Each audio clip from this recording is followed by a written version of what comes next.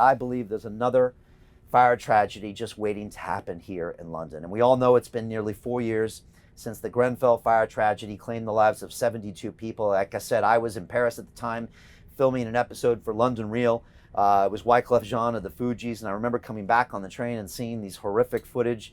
We had the artist Loki on the show when we spoke in depth about who was responsible, who do we hold accountable, and what he witnessed that night. He lives literally next door to Grenfell. We spoke in depth about these issues on London Real because it's important to talk about this and to speak the truth about this. What it means is this, is that right now almost 150 buildings in London are still wrapped with the same flammable cladding. And that means that 200,000 Londoners are living in homes that have been made unsafe. The potential repair bill is between £65,000 to £100,000 each for each one of these homes. So we're in this very difficult, untenable situation.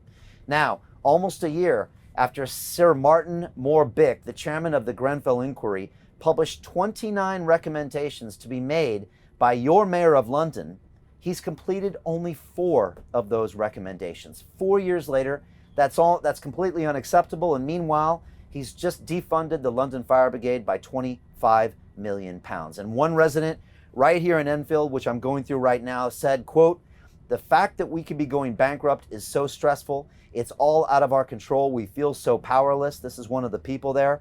Another person commented, quote, "There needs to be a game changer in the government's acceptance of responsibility. These buildings should never have been signed off." And I think we're feeling some of the frustration that the whole city has felt. And again, we see a lack of accountability. And the truth is there's been little progress since Grenfell.